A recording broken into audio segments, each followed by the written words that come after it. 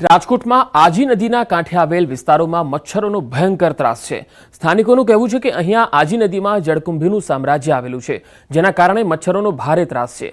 ખાસ કરીને બેડી ગામમાં સાંજે 5 વાગતાની સાથે જ મચ્છરોનો ઉપદ્રવ ભારે દેખાય છે। લોકોનું બહાર નીકળવું મુશ્કેલ થઈ જાય છે। લોકોએ અનેક રજૂઆતો કરી, પરંતુ સમસ્યા ઠેરની ઠેર છે।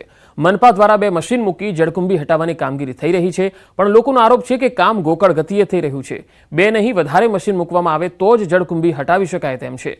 શાસકો આ અંગે પગલાં લે તેમ જરૂરી છે। વધારે મશીન મુકાવી વહેલી તકે જળકુંભી હટાવે તે જરૂરી છે। 500 કિલોમીટર એરિયામાં ગાંડી વેલ છે। અત્યારે એ વેલ નિકાલ થાય એવી અમારી અપેક્ષા છે સ્થાનિક લોકોને।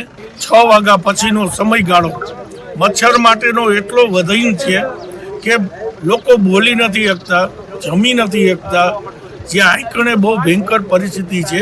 અહીંયા તમે સાંજે 5 વાગ્યા ને એટલે તમારે એવી પરિસ્થિતિ થાય કે તમારી આંખો ન ખોલે, રોડમાંથી અવારનવાર અકસ્માત બને। બોલો આના હિસાબે, કારણ કે માણસોને જવું હોય, હવે આંખમાં મચ્છર પડે, માણસ શું કરે? બહુ માલ ઢોરને બહુ હેરાન કરે। મચ્છરદાનીમાં રાખવા પડે અને વારું કરવાના બેહી તો મચ્છરદાની ઓલી અગરબત્તી જગાવવી પડે। બહુ મચ્છરનો ત્રાસ છે। એટલે મધની કોઈના ઉપર ઉડે। તમારી માંગ શું છે વિરમભાઈ? શું માંગ તો આ ખાલી કરે, આ શોપ કરે, એવી રીતે મચ્છર નો થાય। કોઈ માણસ બીમાર પડી જાય મચ્છર 2-3 કરડે તો।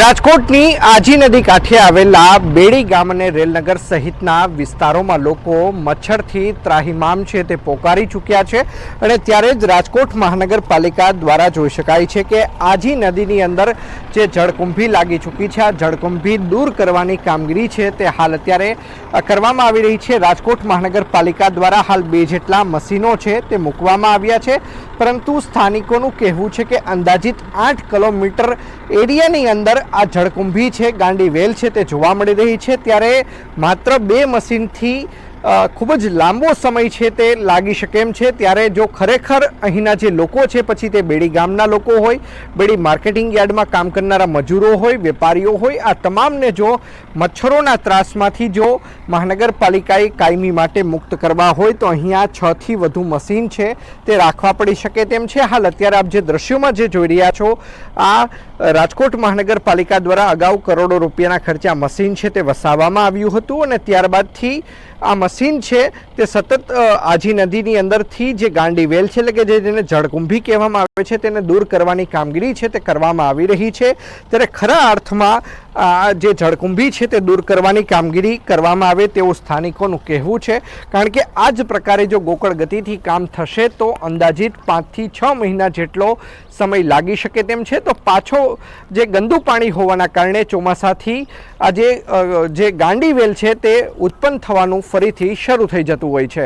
અંકિત પોપટ, ન્યૂઝ 18 ગુજરાતી, રાજકોટ।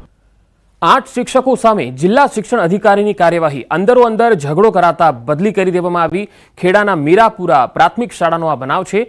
આચાર્ય સહિત 5 શિક્ષકોની બદલી થઈ ગઈ।